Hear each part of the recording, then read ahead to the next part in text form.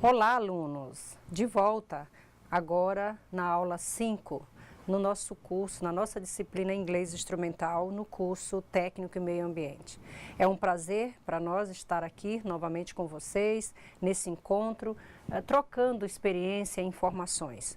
Vou passar a palavra para o professor Elias, que também quer recepcioná-los, dar as boas-vindas a vocês. Professor Elias. Olá, professora. Olá, caríssimos alunos. Sejam bem-vindos a mais uma aula de inglês instrumental. Espero que essas aulas tenham sido proveitosas e aproveitem bem a aula de hoje, porque tem assuntos interessantíssimos. Como o professor falou, assuntos bem relevantes, bem interessantes. Estamos na nossa 5ª aula. Já tivemos aula 1, 2, 3, 4, hoje a aula 5 e a 6 e encerramos esse ciclo com a disciplina Inglês Instrumental nesse curso que vocês estão muito bem atuando, né, enquanto alunos, enquanto espectadores. Obrigada aí pela presença e a participação. Vamos aprender mais um pouco? Bom, aqui nós vamos iniciar com a agenda da aula 5. Temos pontos bem importantes que vão contribuir cada vez mais com o entendimento de um texto. Vamos iniciar com as funções da linguagem.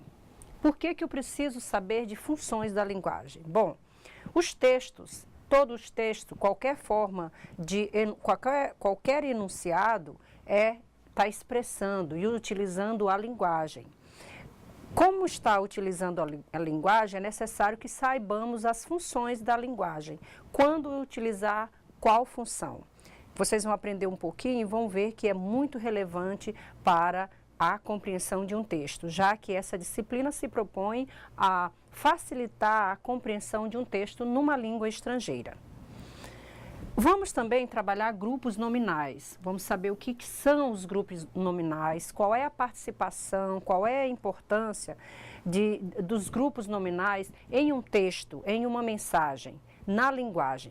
O que eles contribuem para a compreensão de um texto numa língua estrangeira, no caso, na língua inglesa. E por último, na aula 5, nós trataremos também de estrutura frasal da língua inglesa, que nem sempre é igual na língua portuguesa. Na língua portuguesa há convenções que não existem na língua, e assim sucessivamente. Toda língua tem as suas convenções, tem as suas regras, e a gente vai aprender um pouquinho. Isso, com certeza, facilitará, como sempre eu venho dizendo, venho repetindo, o entendimento de uma frase, de uma palavra, da linguagem, da língua, de um texto na língua estrangeira. E é claro que tudo isso faremos contextualizado no meio ambiente, com práticas, com textos, com mensagens relativos ao meio ambiente, que é o curso que vocês estão inscritos. Começando com as funções da linguagem. Vamos ver de perto o que elas significam. Aqui ele começa decifrando, definindo a linguagem. A linguagem utilizada como meio de comunicação. Nós usamos a linguagem, nós nos comunicamos através da linguagem. Aliás, fazendo uma pequena revisão, a linguagem, somente o ser humano possui a linguagem como forma de comunicação, a linguagem verbal. Os outros animais não têm essa façanha. Então, é por isso que consideramos a linguagem como um instrumento de interação social. É por isso que é importante sabermos alguns conceitos da linguagem. A linguagem tem múltiplas finalidades. Por exemplo, dá unidade a um povo, porque falamos da interação. Quando falo unidade a um povo está interagindo, é o social, é a socialização. Aproxima o homem de seus iguais, continua falando de socialização, de interação. Coloca o homem em sintonia com o mundo ao redor, ainda de interação, ainda de socialização. A linguagem tem essa função muito importante para o ser humano, que é nos colocar interagindo uns com os outros.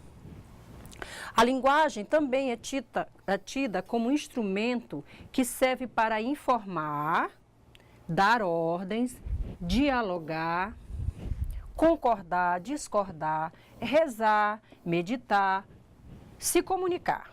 Então, eu utilizo, dependendo do receptor que está recebendo a minha mensagem, dependendo do contexto, eu utilizo a linguagem com um fim, com um propósito diferente. Se eu estou num ambiente familiar, eu posso usar a linguagem para quê? Para afagar, para conversar, para trocar sentimentos, também para trocar ideias. Se eu estou usando a linguagem no ambiente do trabalho, eu uso para quê? Para comunicar, para explicar, para informar. Então, dependendo do ambiente onde você esteja e do receptor, aquele que está recebendo, aquele que está interagindo, dependendo do interlocutor, você usa a linguagem com um propósito diferente. E é sobre isso que vamos falar. Fala que a linguagem tem essa multiplicidade, que pode ser sintetizada, pode ser resumida em 6 funções.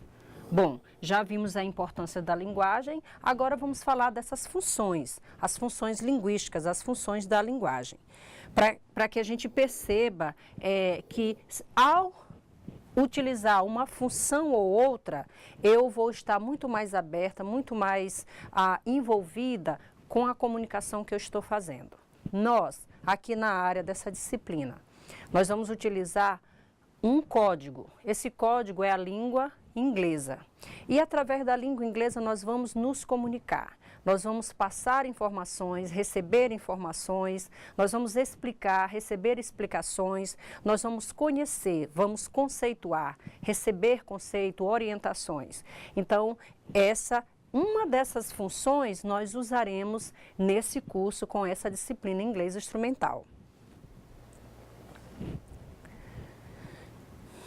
Para se tratar das funções da linguagem, é preciso que a gente conheça alguns elementos. Então, nas funções da linguagem, eu tenho aqui elementos tais: emissor, receptor, mensagem, código, referente e canal. Então, olhem só, fiquem bem atentos. O emissor, o receptor, a mensagem, o código, o referente e o canal. Esses elementos são importantes para que eu faça o processo da comunicação. Quando eu sei quem é o emissor, aquele que emite, aquele que codifica a mensagem, aquele que transmite, o receptor é aquele que recebe essa mensagem, a mensagem é o assunto em si, o conteúdo, o código são os signos, ainda há pouco eu falei que usaremos a língua inglesa como um código, porque a linguagem passada num código diferente da nossa língua. Eu vou usar o referente, que também volta. O referente se confunde com a mensagem, que é o assunto, a situação. Bom, o referente é a situação, é o contexto. E aí o nosso contexto vai ser muito o quê? O meio ambiente. O canal é por onde essa mensagem é transmitida. É um canal natural ou é um canal artificial? No caso, se você está ouvindo uma mensagem pela televisão, não é um canal mecânico. Mas se você está ouvindo uma mensagem por um professor que está explicando, é um canal natural. Tá bom? Então, assim, tenham aqui em mente esse esquema. Aqui é o esquema. Professor Elias, eu vou pedir a participação do professor Elias para interagir. Nesse momento, nós estamos no ato da comunicação e ele vai interagir comigo, passando a vocês, que são os receptores. Nós seremos os emissores da mensagem no processo da comunicação e ele vai ratificar esse esquema, esse processo da comunicação. O senhor pode explicar esse esquema aqui para a gente ilustrar para os ouvintes? Claro, professora. A mensagem, tendo esses elementos, ela serve como o ponto de partida para a comunicação. Eu como emissor, vocês aí como receptores. A partir do momento em que vocês conseguem desvendar o código que eu estou utilizando, tem-se aí uma interlocução, ou seja, eu falo aqui e vocês compreendem a língua que eu estou falando, o código que eu estou usando. O referente vai ser o assunto ao qual estamos tratando. E o canal, esse canal que nos aproxima, é a teleaula, é a videoaula. Muito bem. Então, professor, confirme aí. Esse código seria o quê? Aqui nessa situação. O código, nesse contexto, seria a língua estrangeira, inglês. O inglês é o código, é através de um código, que são os símbolos de uma língua, que a gente vai transmitir algumas mensagens. O canal, ele já falou. A mensagem, ficaria o que seria a mensagem? A mensagem seria o assunto específico do qual estamos tratando. Sobre o meio ambiente, no caso aqui da disciplina. Exato. Porque o curso é o meio ambiente. Então, essa mensagem, essa situação, esse contexto será voltado todo, a nossa mensagem, a nossa grande mensagem é voltado para o meio ambiente. Então, teremos várias informações acerca do meio ambiente. Vocês estão compreendendo esse processo? Esse processo muito vai ajudá-los na hora de se deparar com o texto e fazer a interpretação deles. Vocês vão atentar quem é que está passando, quem é o receptor, vocês que estão recebendo, qual é o canal utilizado, qual é a situação, e isso vai deixá-los um pouco mais à vontade nesse envolvimento com o texto. E também, claro, um texto numa língua estrangeira, que é o caso da disciplina. Vamos seguir. Das 6 funções que foram faladas ainda há pouco, nós temos a primeira em inglês. Nós vamos ilustrar na língua inglesa. Em inglês é chamada de expressive ou emotive function. Então, é a função emotiva na nossa língua. Vocês que já tiveram aula de língua portuguesa, devem já ter passado por esse momento de estudar as línguas, as funções da linguagem. Então, nós não vamos aqui aprofundar muito, porque já é sabido, já é conhecido na nossa língua. Mas é bom fazer essa revisão, certo? Ele diz que a função emotiva, professor, o senhor pode ler para a gente ir acompanhando? Claro, professora. A função emotiva reflete o estado de ânimo do emissor, os seus sentimentos e emoções. Evidencia a perspectiva do emissor, sempre resultando em textos subjetivos escritos na primeira pessoa.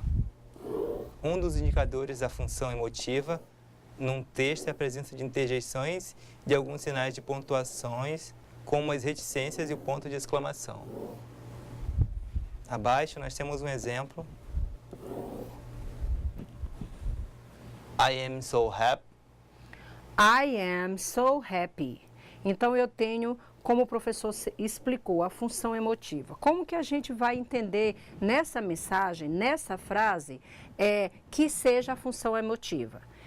O professor falou numa palavra bem importante, que é a palavra-chave dessa função. Sentimentos.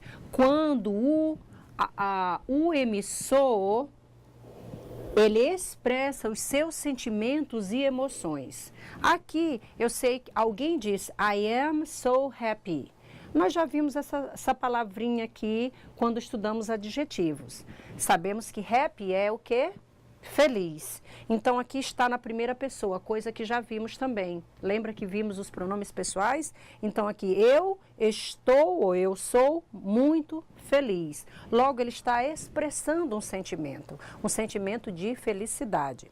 Então, aqui nessa frase, nessa mensagem, eu tenho expressa a função emotiva. Quando o emissor, aquele que transmite a mensagem, expressa algum tipo de sentimento. E aí vocês perguntam, é só sentimento bom, só felicidade, alegria? Não. Se ele dissesse, I am so sad. I am so sad. Ao invés de happy, se a palavra fosse I am so sad.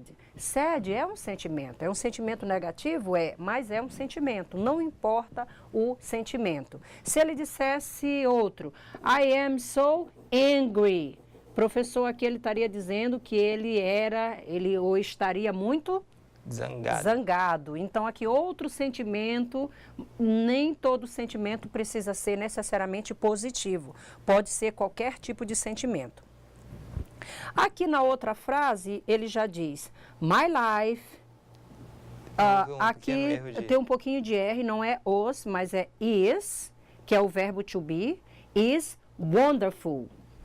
Wonderful. Então, ele está novamente falando dele. My life, aí no caso a vida dele. Minha vida é wonderful. Wonderful é um adjetivo que a gente já aprendeu que é maravilhosa. Aqui a gente escolheu só exemplos positivos, mas voltando a dizer, não necessariamente tem que ser positivos, certo? Qualquer tipo de sentimento. Então, quando vocês lerem um texto, lerem uma mensagem, que o enunciador, que o emissor transmita algum tipo de sentimento, não só dele, mas das coisas como ele vê, vocês vão dizer que essa mensagem, ela está centrada na função emotiva, emotive function, ou então expressive function, ok? Vamos a uma próxima. A próxima seria a função, o quê? Conative function, ou a função conativa. A função conativa da linguagem. Professor Elias, qual é o objetivo dela?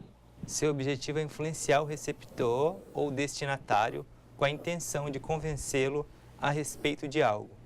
São próprios dessa função os recursos que podem motivar o ouvinte a praticar uma ação, dar uma resposta ou reagir afetivamente.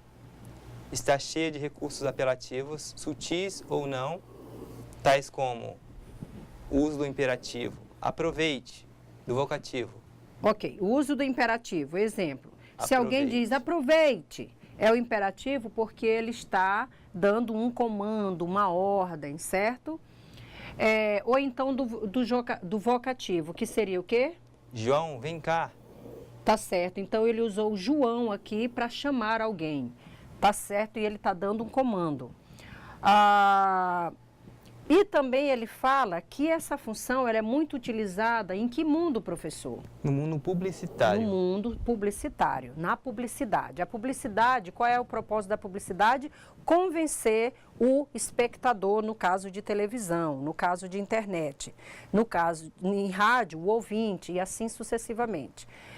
A publicidade está cheia de comandos. Quando a gente vê por aí, você... passe aqui, compre isso, receba, veja. Então, esses comandos todos a você, direcionado para o receptor, a gente percebe aí que temos a função conativa da linguagem. Vamos para a próxima, é a função referencial, referential function. O que é essa função? Ela também é chamada de quê, professor Elias? Denotativa. Denotativo é aquilo que tem o sentido real, não o sentido ambíguo ou o sentido conativo, né? Conotativo, mas sim o sentido real. Transmite uma informação Objetiva sobre a realidade. Muito bem. O que mais? Dá prioridade aos dados concretos, fatos e circunstâncias, suprimindo tanto as valorações como os sentimentos de quem fala, o emissor. Muito bem. É a função característica do discurso científico e de qualquer exposição de conceitos. Ela expõe em evidência o referente, ou seja, o assunto. Então como é que a gente entende? Quando, na mensagem, o que está evidenciado é o assunto, logo eu vou ver que ali percebemos a função referencial. Nos telejornais, nos jornais, nas divulgações científicas, numa aula, você está na faculdade, você está na escola e está assistindo, ouvindo, vendo, lendo uma aula, logo sabemos que ali está centrado a função referencial, porque ela está explicando, informando, a linguagem é denotativa, é a linguagem real, é a linguagem clara, é a linguagem objetiva. Temos aí a função referencial, certo? Mais uma função? Sim, mais 3, porque são 6. É a metalinguistic or reflexive function. Reflexive function. O que é essa função reflexiva, professor Elias? O que ele fala? A função metalinguística é aquela que possibilita a um código ou língua, sinais de trânsito linguagem braille referir-se a ele mesmo. Como assim, professor? Vamos sair um pouco da escrita e explique como um código refere-se a ele mesmo. É quando, por exemplo, na língua portuguesa, eu utilizo a própria língua portuguesa para falar a respeito da língua portuguesa.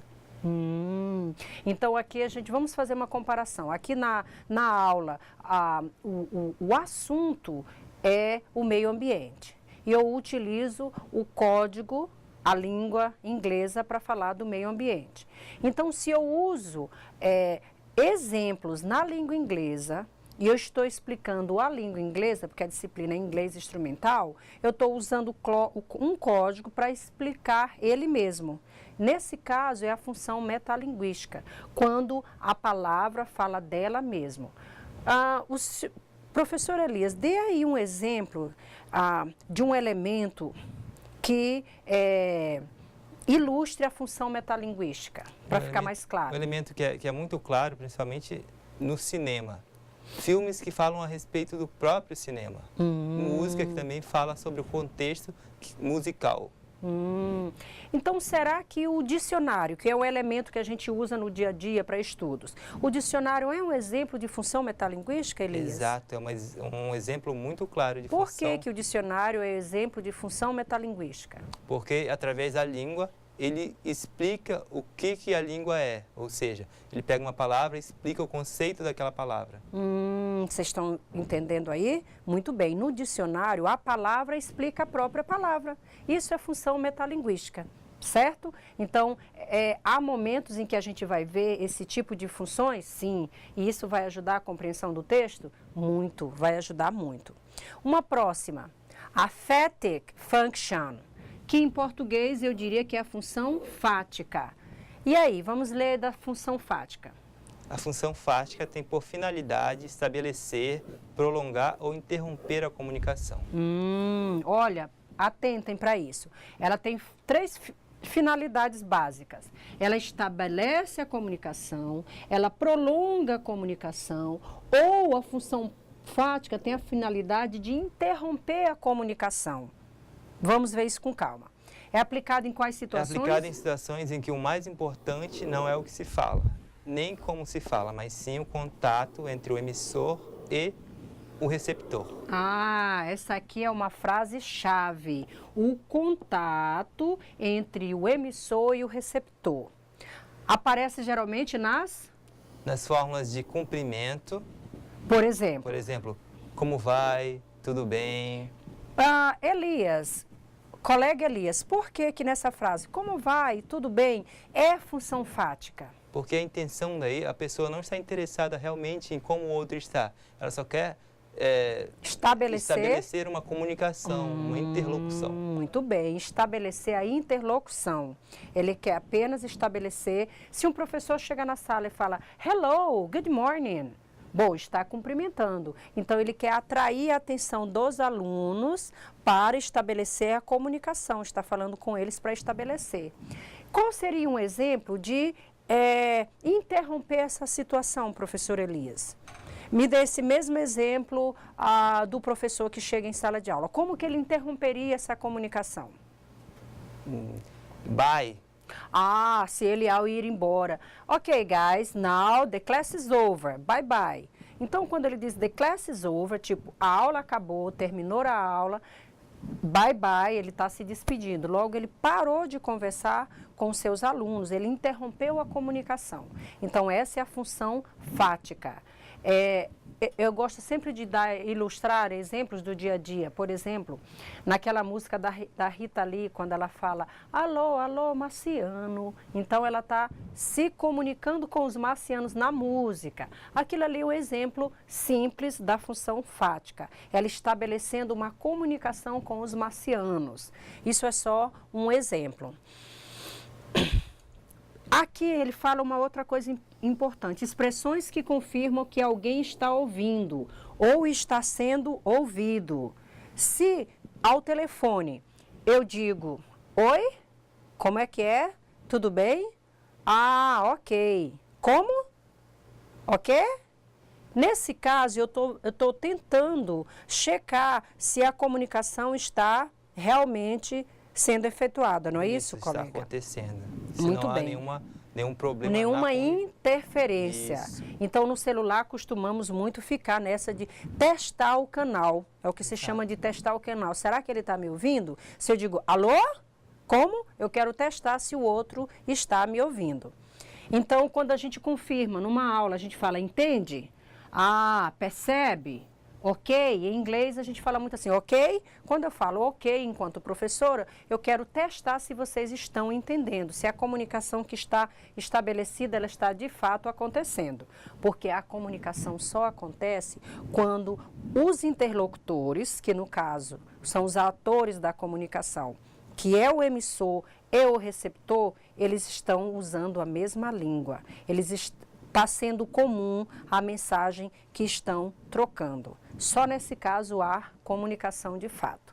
Se só o emissor fala e o receptor não consegue compreender, não houve ali uma comunicação de fato. Então é disso que a gente fala de comunicação, é esse entendimento. Comunicar é tornar comum aquilo entre, aquele ponto entre o emissor e o receptor. Se é comum aos dois, logo houve ou há a comunicação. Então, nos textos que veremos aqui, só vai de fato ser uma comunicação se vocês lerem esses textos na língua inglesa e conseguirem compreender. Se vocês compreenderem, entenderem, saberem interpretar o texto, logo ficou estabelecida a comunicação.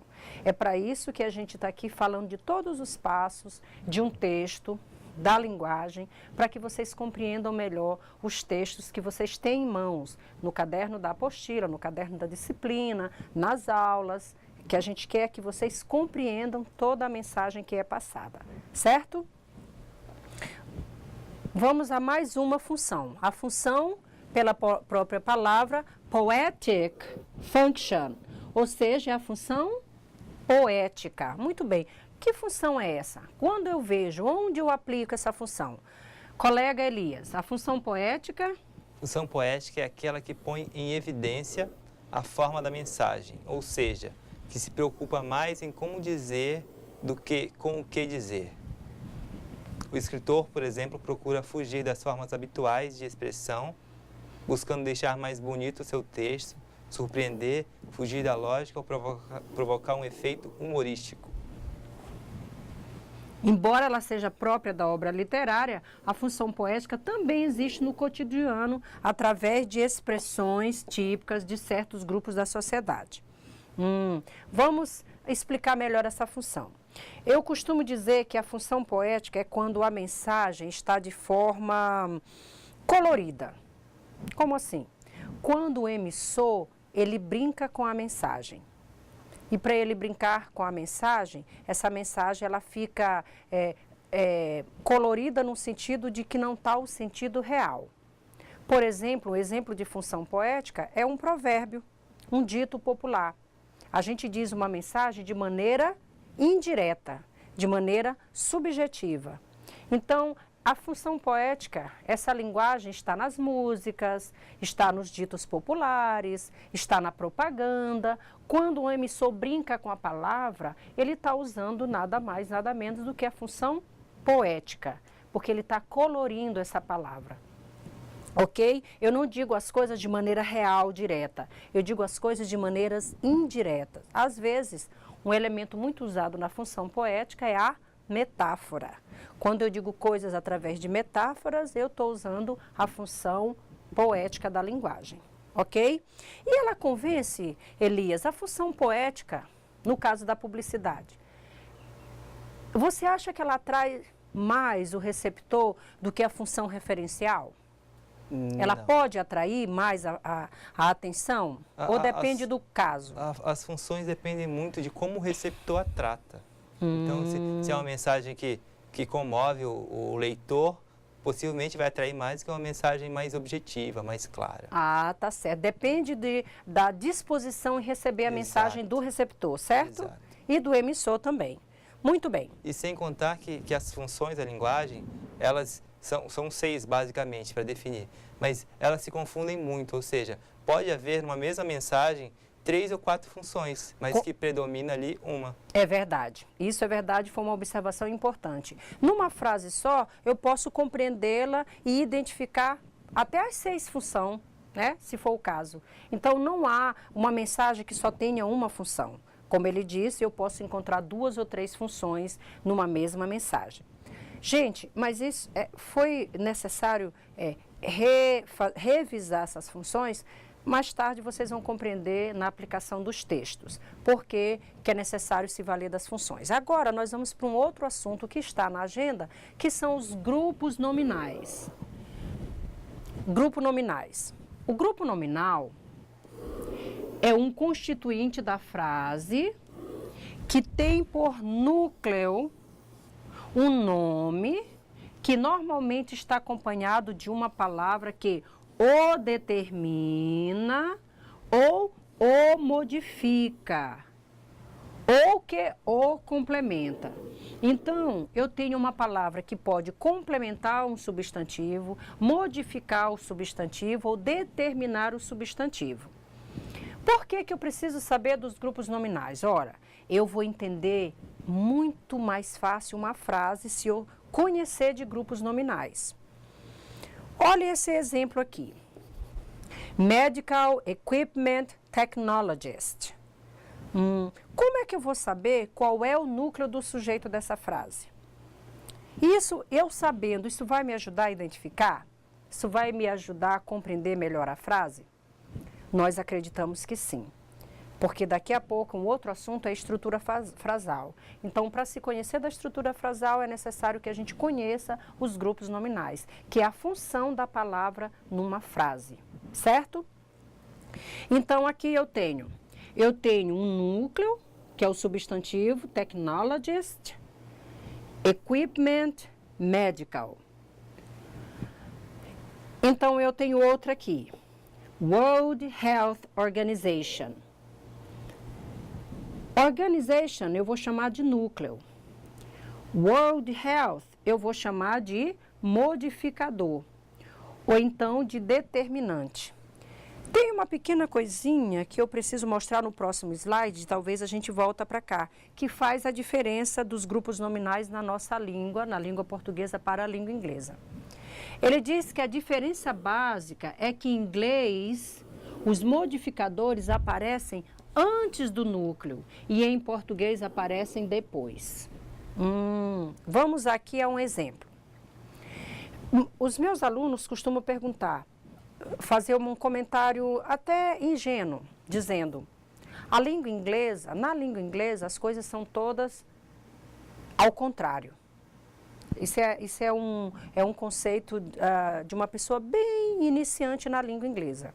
Eles dizem ao contrário quando, por exemplo, o adjetivo vem antes do substantivo. Se eu quero dizer gato preto, eu digo que é em inglês. Eu não digo cat black, mas eu digo black cat. Então, para o iniciante da língua inglesa, um falante da língua portuguesa que está iniciando na língua inglesa, se ele diz black cat, ele fala a qualidade primeiro, para ele, aquilo a língua está ao contrário. Mas aí eu preciso explicar que não é ao contrário, não. É uma convenção da língua, que a gente precisa saber para não fazer a compreensão inadequada. Vamos ver isso de perto. Em português eu digo assim, países industrializados, certo? Eu tenho o núcleo do sujeito, que é países, e eu tenho a qualidade deles, que no caso é o adjetivo, que é industrializados. Como eu diria essa mesma frase em inglês? Em inglês primeiro eu tenho a qualidade, o adjetivo. Industrialized é o adjetivo, enquanto countries é o substantivo, que eu vou chamar de noun. Noun, na língua inglesa, é substantivo. Então, uma regra máxima. Se assegurem dessa regra, copiem, anotem. Na língua inglesa, os adjetivos, que é a qualidade, antecedem o substantivo. certo? Isso daí é uma convenção da língua inglesa. Não é que é diferente da nossa, é que para eles é necessário se falar primeiro a qualidade de um ser para depois falar esse ser. Ah, e quando a gente vai ler também diferente da nossa língua? Não. Se por um acaso eu tenho, vou dar o exemplo simples de ainda agora. A black cat. A black cat. Então, aqui eu tenho um modificador, que é um artigo. Eu tenho, um determinante, que é o artigo. Eu tenho um modificador, que é o adjetivo. Então, aqui é o modificador, porque ele modifica, que eu vou chamar do adjetivo. E aqui eu tenho o núcleo. A black cat. Mas em português eu não vou ler um preto gato. Em português eu vou fazer a versão normal, como eu diria na minha língua, um gato preto. Vocês entenderam que, apesar de ser diferente, está antecipando o substantivo, o adjetivo, mas eu leio na minha língua tal qual ele é na minha língua, tá certo? Eu não leio o contrário. Então, quando a gente faz a leitura, a gente primeiro, para fazer a versão, busca o núcleo do sujeito, depois os seus determinantes, tá certo? Olha só, em português eu tenho um jornal diário. Em inglês, a daily paper. Paper é jornal. Daily vem ser o diário. Olha só, o adjetivo está antecipando o substantivo. E aqui vem ser o determinante. Então, eu tenho determinante, modificador, substantivo. O núcleo do sujeito é paper. E o que vem antes dele são seus modificadores. A gente entendeu isso? Se não entendemos, na hora da revisão, na hora do exercício, vocês podem, da interação no chat, fazer mais perguntas para o professor assistente e a gente esclarece, certo? Ainda falando de grupos nominais. Com base no conhecimento sobre grupos nominais, vamos identificar nesse texto. Vamos fazer apenas uma frase para identificar um grupo nominal. Examples of GMOs are highly diverse and include transgenic,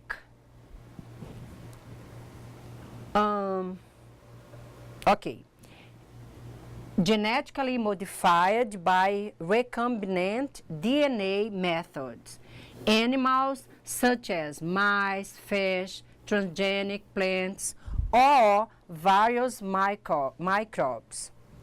Vamos por aqui, onde eu encontrei um núcleo, um grupo nominal para poder ilustrar.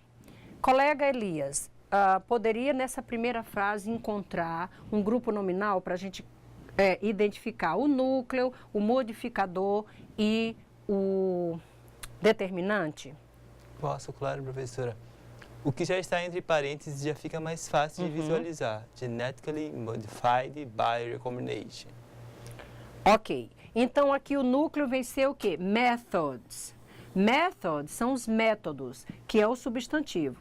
E tudo que vem antes deles são os modificadores. Esses métodos, eles são geneticamente modificados por recombinação de DNA. Mas o núcleo, o que eu estou falando, o meu objetivo, o meu alvo, o meu substantivo são os métodos. E a maneira como eles são, o tipo de métodos, todos vão ser os modificadores. Daí chamar de grupos nominais, que é os nomes, as palavras na sua determinada função, certo? Agora, o nosso último assunto da aula de hoje, que é a estrutura frasal. Como eu disse ainda agora, é necessário que saibamos os grupos nominais para irmos para a estrutura. Alunos, caros alunos, cada língua tem sua convenção. E a estrutura frasal é própria de cada língua, não é igual. Para isso, ao estudarmos uma língua estrangeira, é necessário que saibamos a estrutura de uma frase dessa língua. porque assim a gente não perde tempo querendo comparar com a nossa língua e tendo uma compreensão inadequada. Vamos à estrutura frasal da língua inglesa, ó, estrutura frasal da LI, que vai ficar para a gente como língua inglesa, ok? É a maneira como a frase se organiza para ter sentido completo. Olha, é a maneira como a frase se organiza. A frase, na língua inglesa, a estrutura frasal é, aqui não tem, mas a gente vai complementar. Primeiro, eu tenho que ter, essa é a formulazinha, a noun, um substantivo. Depois, eu tenho que ter um verbo, que eu vou chamar de verb. Depois, eu tenho que ter um complement. Essa é a estrutura frasal da língua inglesa.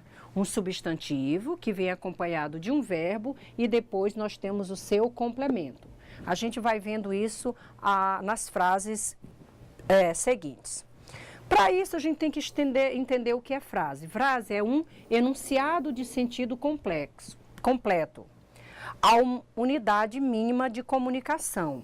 A unidade mínima de comunicação. Eu diria que até que não é a mínima, porque a unidade mínima é a palavra. Eu posso comunicar com uma palavra? Sim. Sim, a unidade mínima pode ser uma palavra, porque eu posso comunicar. Por exemplo, se eu digo assim, pare, eu estou me comunicando através de um comando com uma palavra só. Então, a frase é esse conjunto de enunciados. Vamos ver exemplos. Se eu digo she is fat, uma frase bem simples. Eu tenho aqui o substantivo que é she, através de um pronome. Nós já vimos. Eu tenho um verbo que é o verbo to be, is. E eu tenho uma qualidade que é um substantivo, fat. She is fat. Ela é gorda. Muito bem. Poderia ser ela é alta, ela é magra, ela é bonita, ela é feia, qualquer qualidade. Mas aqui eu tenho uma estrutura, uma frase básica na língua inglesa, que é associada a essa estrutura. Um sujeito, um verbo e um complemento. Olha uma outra frase aqui. Bram Stoker wrote a famous book. Olha, essa aqui é um pouquinho mais complexa. Eu tenho um substantivo que eu vou chamar de noun. Lembrando que noun é o substantivo na língua inglesa. Eu tenho um verbo, esse verbo está está no passado. E eu tenho um complemento, a famous book. Esse complemento, ele tem aqui um grupo nominal. Por que aqui tem um grupo nominal? Olha, qual é o núcleo dessa frase? No grupo nominal, professor Elias, vamos relembrar. Book. Aqui, a famous book. Qual é o núcleo? Book. Ah, o núcleo é book. A gente falou que a qualidade antecede o substantivo. Qual é o modificador? Famous. Qual é o determinante? Famous. O determinante? Determinante a. A. E qual é o modificador? Famous. Ah, então aqui eu tenho um determinante, eu tenho aqui um modificador e eu tenho aqui o núcleo. Então, essa frase aqui está completa. É a frase da língua inglesa. Aí, vamos ver os elementos de uma frase. O sujeito é aquele que faz ou sofre uma ação. Aquele de quem se fala ou que fala. O verbo é a ação em si. E o complemento é objeto que serve para complementar a informação. Isso aqui é bem parecido com a nossa língua. A língua portuguesa segue essa mesma estrutura. Vamos ver algumas frases. Eu tenho Paul runs every day. Então, olha a estrutura. Cadê o substantivo? Não, Paul. Cadê o verbo? Runs. Cadê o complemento? Aqui um advérbio, every day. Esse aqui é o complemento. Anna plays the piano. A mesma coisa. Eu tenho um noun. The noun it is Anna. The verb it is plays. And the piano it is the complement. He has breakfast. Okay. So, Elias, what is the noun in this sentence? The noun. He. And the verb? Has. And the complement? Breakfast. Breakfast. He has breakfast. Noun, verb, complement. Essa é a estrutura frasal da língua inglesa. E a gente vai ver muito. Estrutura, os complementos podem ser verbais e nominais. Verbais é quando complementa os verbos. Por exemplo, do you like me? Do you like me? O verbo daqui é o verbo like.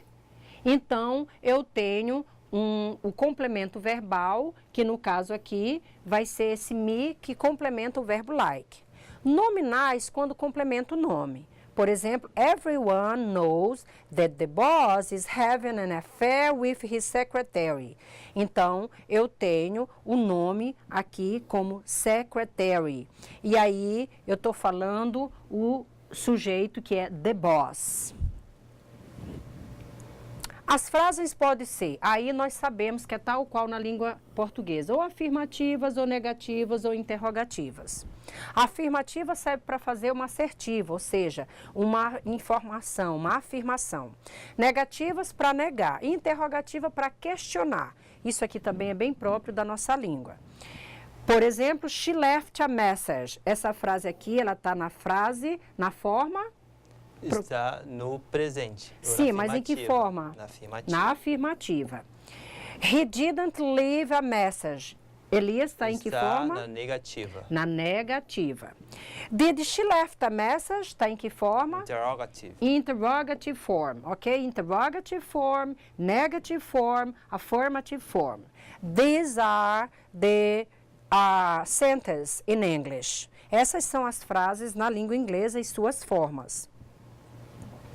Vamos a um exercício para a gente só rever.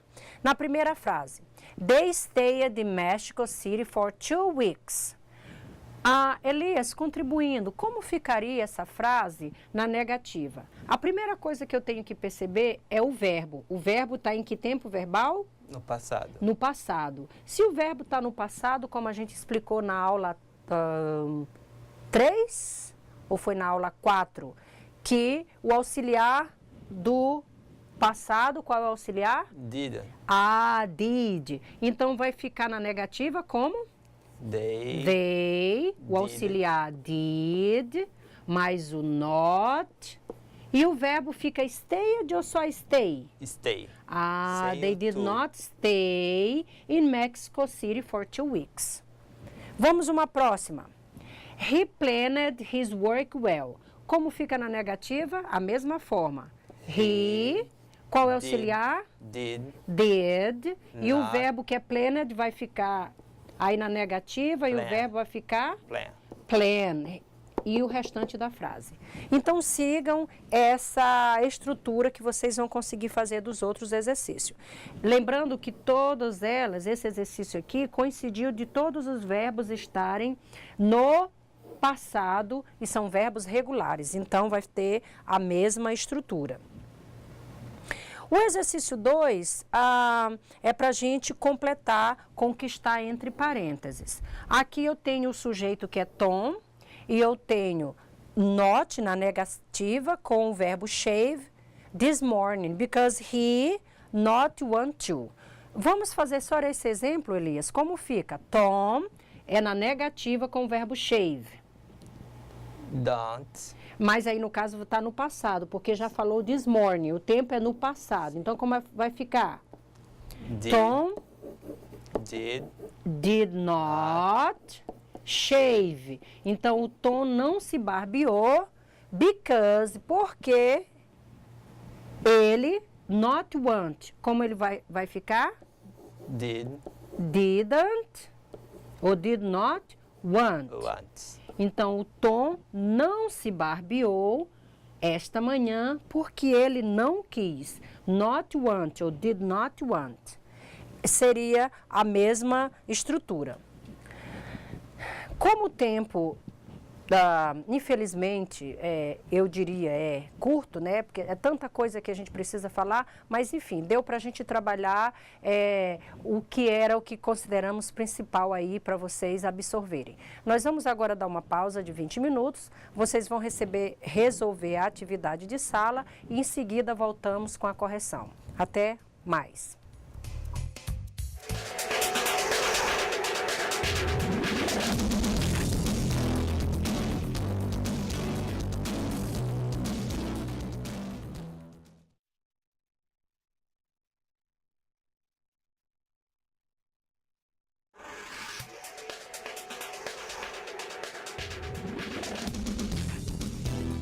com a atividade de sala. Sei que vocês já fizeram, vamos agora retificar ou ratificar o que conseguimos fazer. Gostaram do texto? Leram o texto? Vamos lá? O texto, como fala, oil spill, que é derramamento de óleo. E aí, voltado para o meio ambiente, a gente logo tem na mídia, né, nos telejornais, em geral, nos noticiários, a gente vê muito esse grande problema que acontece com o nosso ambiente, nosso planeta, que é o desastre ecológico, são os derramamentos de óleo. É disso que a gente vai falar agora. Desastres nos oceanos, como os derramamentos de óleo, podem acabar com a vida marinha de uma região inteira. Sim. Vamos ao texto. Ou seja, o contexto, a situação, a mensagem é essa: derramamento de óleo. Vamos indicar os outros elementos. Então, como vocês leram, eu acho que vocês, pelo glossário, pelo vocabulário, deu para indicar e entender bem o texto. Nós temos aqui natural disasters, like hurricanes, e aqui ele está exemplificando. Esse like aqui é uma preposição, como hurricanes, que são furacões, may cause an oil spill.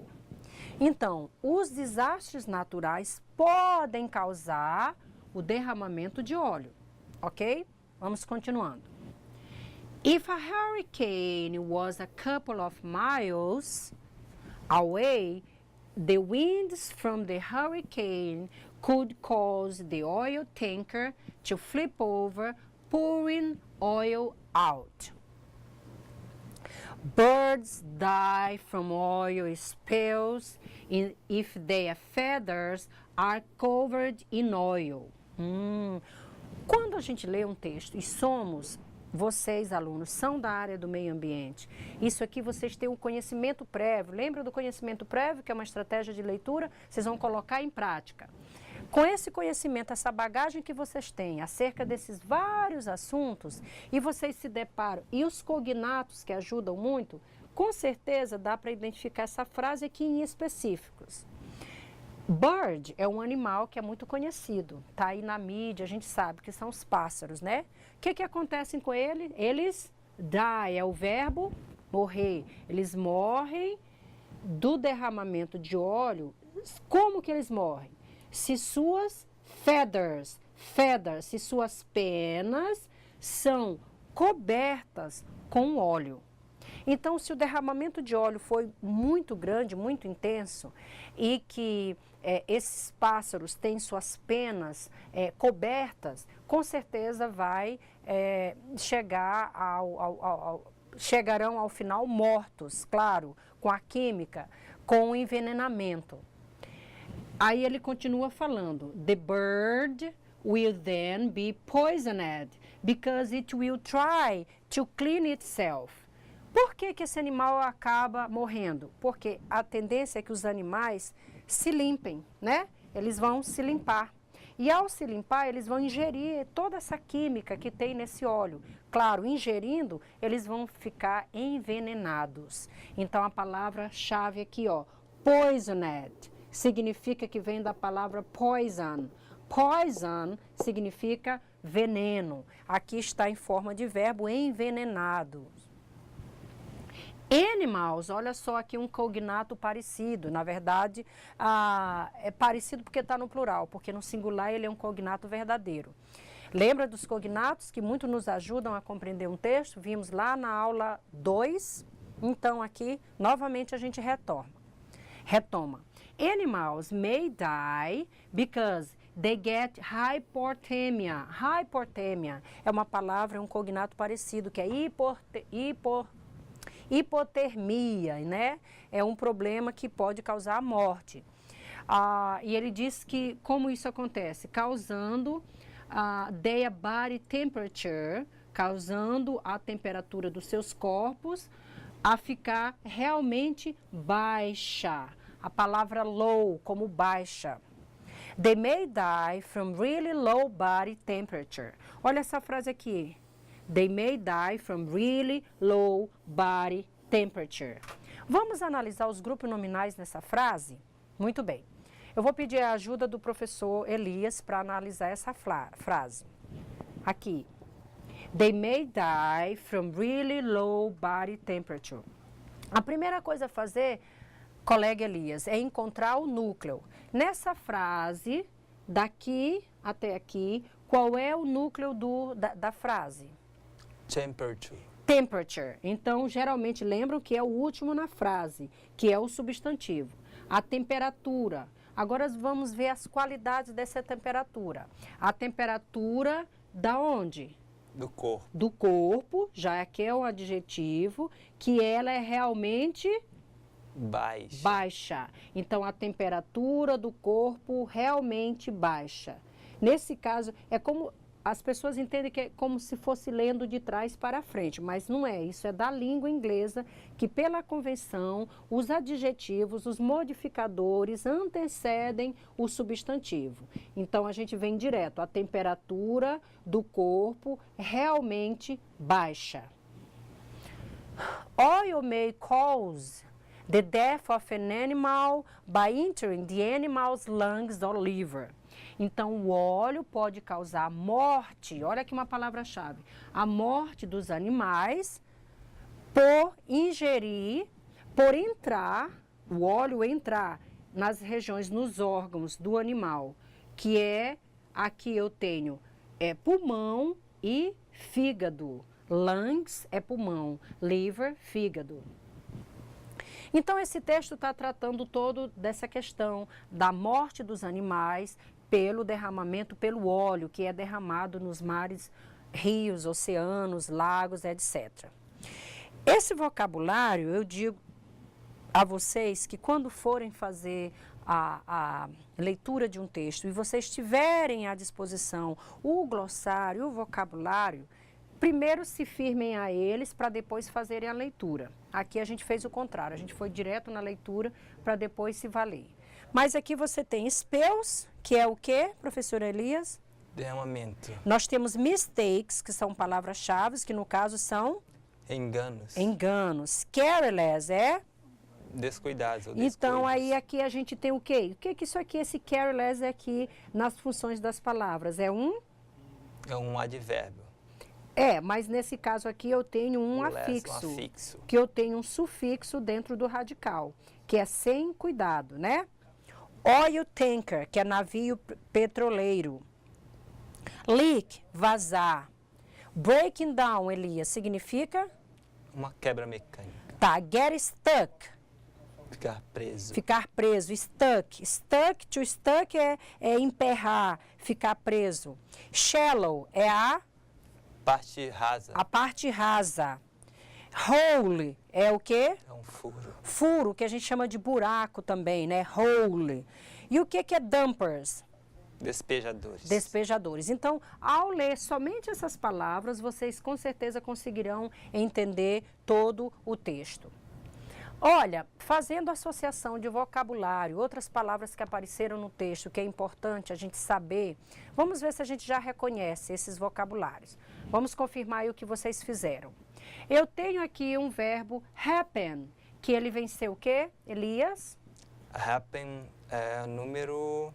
Vem ficar acontece, em qual palavra? no... O número 1 vai ficar aqui? Isso. Acontecem. Muito bem. Occur, o número 2 vai ficar em que palavra? Vai ficar ocorrer. Ocorrer. Então, eu tenho number 2, que é occur, é ocorrer. Drive, nesse contexto, vai ser o quê? Manobrar. Manobrar. Number 3, manobrar, drive. Again, number 4, it is? Primeira, de novo. De novo, again, again and again. Novamente. Então, number 4. Aqui, want é o verbo? É o verbo querer. Querer. Então, aqui querem. Logo, number 5. And then, spend é outro verbo. Gastar. Gastar, que vai ter gastar, number 6. E aí, dump. Esse dump é uma palavra negativa que significa? Despejar. Ok, so number 6, To dump, despejar. Number 6. Hurricane. É um fenômeno da natureza. Hurricane, que é o quê? No caso aqui, furacão. So, number 8, furacão, hurricane. E a couple of é um advérbio que significa algumas. Number 9. Number 10, low. O que é low? Low é um advérbio que significa? Baixo. Qual é o oposto de low, professor Elias? No caso, cadê baixo? Está aqui. Aqui, number 10. High. High. Então, low, o oposto é high. É esse high aqui, gente. Que a gente vê. Só sim? retificando ali em despejar é 7? Sim. Despejar, 7. 7. Eu fiz errado? Colocou 6. Ah, já tem 6. Sorry, guys. So, number 7. 7. Despejar. Ok. Então, low é baixo, no nível baixo, contrário de high. High, que é alto. Lembra de high-tech? O que é high-tech? É alta, elevada tecnologia. Então, essa palavra high aparece muito no mundo da tecnologia, da informação, tá? Como alta, elevado, superior. High, que é o contrário de low, que é baixo. E aí a gente vai fazendo, aumentando a nossa lista de vocabulário, nosso repertório na língua inglesa, que muito vai ajudar a identificar textos voltados para a área do meio ambiente. Ok? Continuando, o que a gente tem mais? Temos mais frases aqui para traduzir. As frases foram tiradas do texto. Então, eu tenho essa primeira frase. O que vocês conseguiram traduzir? Dump crude oil into the oceans. A gente viu ainda agora que dump é o quê? Despejar. E despejar o quê? Óleo. Onde? Nos oceanos. Então, tá fácil essa frase, quem fez dessa forma. Aqui, they don't want to spend money. Vamos analisar cada frase dessa, para ver se a gente aprendeu o que foi explicado hoje. Vamos analisar a forma da frase, que é a estrutura frasal, e os grupos nominais. Vamos lá. Essa frase, vocês diriam, ela está em que forma? Afirmativa, negativa ou interrogativa? They do not want to spend money. Está na forma negativa, muito bem. Então, por que eu sei? Eu tenho o auxiliar com not. Tá. Sabendo que está na forma afirmativa, eu vou encontrar agora o sujeito e o verbo para saber em que tempo verbal está.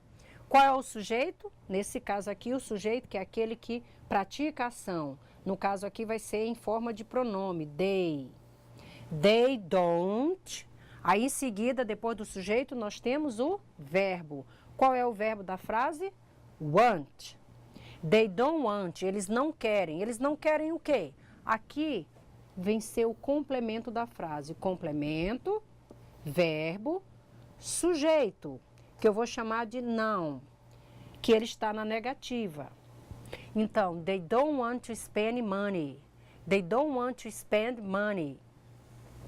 Essa é uma estrutura frasal, é a estrutura frasal da língua inglesa, a gente vai identificando e reconhecendo. Eu vou pedir ao Elias que dê uma explicada na letra C. Eu tenho may cause an oil spill. Alguma coisa aqui, nessa frase ficou faltando o sujeito, ela não tem o sujeito, beleza. Ela tem depois do sujeito. Então, professor Elias, vamos explicando e eu vou apontando aqui para ver se confere com o que eles fizeram. Nessa frase, professora, ela poderia ser transformada em uma frase interrogativa. Como assim? Aí eu poderia colocar do you may cause an oil spill? Ou aí ficaria melhor do they. Ok. Nesse caso aqui, eu vou preferir, como eu não tenho o sujeito, deixar, vou passar para negativa, porque eu não tenho o sujeito. Nesse caso, na negativa, como que eu faria essa frase? May que é um verbo modal antes do principal. Aí vem só o not, may not, cause, an oil spill. Então, o que está dizendo essa frase? Pode não causar. O que é spill? A gente aprendeu ainda agora. O que é spill? Derramamento de óleo. No caso, óleo, que é óleo em inglês, ok? Óleo em inglês. Olha só, analisando aqui nesse pedacinho só. An oil spill. Professor Elias, como eu poderia explicar o grupo nominal só nesse pedaço da frase? An oil spill. Cadê o núcleo, o modificador? O núcleo aí fica sempre no final da frase, que é spill. Spill. Então o núcleo da frase, o sujeito núcleo é spill, que é derramamento. Agora, derramamento de quê? Vamos analisar os modificadores. Derramamento de óleo. Óleo. Agora eu tenho um determinante, an. An, que é o artigo indefinido, que é uma. Nesse caso aqui, um derramamento de óleo. Olha o grupo nominal. Quando eu compreendo o grupo nominal, eu consigo melhor identificar a frase. Aqui a gente pegou nesse exercício trechos, frases do texto, para ficar melhor entendida e vocês conseguirem irem traduzindo por partes. Aqui, if their feathers are covered in oil. If their feathers are covered in oil. Então, uma palavra-chave aqui, their. Aqui eu tenho um adjetivo possessivo. Pelo texto, their está falando de quem? Você lembra, professor Elias? Esse their... Está falando dos animais. Que animais específicos, se eu estou falando de feathers, quais são eles? São das aves. Das aves, porque eu estou falando de penas. Lembra que ainda agora eu falei das penas? Se eles morrerão, se as penas deles... Aqui é um adjetivo possessivo. Então, por que é adjetivo? Porque está antes do substantivo. Se as penas deles estiverem o quê? Coberta de óleo. E aí eles morrerão. Ok? They will die if their feathers are covered in oil. Outra frase. The bird will then be poisoned. The bird will then be poisoned. Sujeito. Vamos lá, professor. Sujeito da frase. The bird. The bird. Ok, então o pássaro. Aí tem uma coisinha aqui. Em que tempo verbal está essa frase? No futuro. No futuro. Vocês lembram do will, que é o auxiliar do futuro? Então, the bird will, futuro, will be poisoned. Ainda agora eu expliquei o que é poisoned. Poison é o quê? Veneno. Então, poisoned, envenenado. Então, eu estou dizendo que o pássaro ficará, estará, será, will then be poisoned, será envenenado.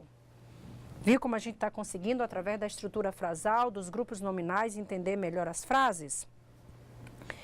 Eu vou para a letra G, que está mais clara. Oil may also cause the death. Um sujeito aqui eu tenho oil. May é o modal verb, que pode também o quê? Cause é um verbo que é cognato. O óleo pode também causar o quê, professor? Causar a morte. A morte. Death. Essa é a palavra-chave. Death. Olha esse sinalzinho aqui para ela. Morte. O óleo pode causar a morte. A gente está falando de desastres ecológicos, derramamento de óleo, que pode causar a morte dos animais, a natureza em geral e até do ser humano, né? Outra coisa que o óleo pode fazer, pode também aqui, pode o quê? Kill an animal. O óleo pode o quê? Matar um animal. Nesse muito contexto aí, está cegando o animal. Isso. Ele pode matar o animal por cegá-lo, né? Blind. O verbo blind significa cegar. A blind person é uma pessoa cega. If they are not aware of other animals, it is in danger of becoming extinct. Então, aqui foram frases soltas do texto. Nesse caso aqui, if they are not aware of other animals. Aware significa estar conscientes, ter conhecimento de outros animais. Se eles não são conscientes de outros animais. E a última, professora Elias, está dizendo o quê? It is in danger of becoming extinct. Está em risco de... Está em risco, em perigo de se tornar... Extinto. O que está em risco de se tornar extinto? A vida animal. A vida animal, que está em risco de se tornar extinta, né? A vida animal. Com o quê? Qual é esse grande causador? O oil spill, que é o quê? Derramamento de óleo. Então, lembram, no início nós falamos que a proposta dessa disciplina era esclarecer, era deixar a todos nós mais avisados, mais conscientes das tragédias que vêm acontecendo com nós. É um alerta. Os textos são voltados para isso, para nos alertar de tantos danos causados à natureza, ao meio ambiente. Essa é a proposta que o autor daquele caderno da disciplina se propôs, né? Trazer textos que nos alertassem, que trouxessem informações do que pode causar, dependendo da prática de cada um de nós, o que nós podemos causar de mal à natureza. Eu espero que vocês tenham tido um bom aproveitamento da aula. Algumas considerações minhas e do professor Elias, e a gente vai para a aula 6, que é a revisão. Bom, antes de falar da revisão, eu queria pedir a vocês aqui, sugerir, como essa é a última aula, a aula de conteúdo novo mesmo, é a aula 5, que a aula 6 já vai ser a revisão de tudo que a gente deu. Então, o que a gente viu na aula 1, na 2, na 3, na 4 e hoje na 5, esses assuntos que foram vistos nessas 5 aulas, nós retomaremos na aula 6. E relembrando que já temos no AVA os 2 questionários para que vocês vão responder, que são atividades de percurso, não deixem de responder. Vocês agora já têm condições de responder aos 2, porque todos os assuntos já foram trabalhados e estudando, se preparando para as provas, né? Que vocês já farão uma prova hoje. Então, como o professor Elias havia dito, é necessário que a gente tenha uma preparação, que não fiquemos só esperando pela aula, que busquemos em casa informações, leiam o caderno da disciplina, procurem na internet, procurem textos voltados para a área do meio ambiente, para que vocês fiquem muito mais familiarizados e possam interagir mais com os textos. Eu espero que vocês participem bastante aí no chat, fazendo pergunta para o professor. Estou aqui para esclarecer as dúvidas que existirem. Vou passar a palavra para o professor se despedir aí dessa nossa última aula e a gente retorna logo com a aula 6, ok? Vejo vocês, see you later. Vejo vocês daqui a pouco. Professor Elias. Espero que todos tenham conseguido compreender, apreender o assunto e que façam dessas aulas um constante estudo, não parem apenas o conteúdo. Procurem fazer e refazer todas as atividades do caderno da disciplina, já que é um conteúdo muito extenso, a gente não conseguiu aqui nas 6 aulas utilizar todo o material. Então procurem exercitar-se em casa. Uma boa aula e até a próxima.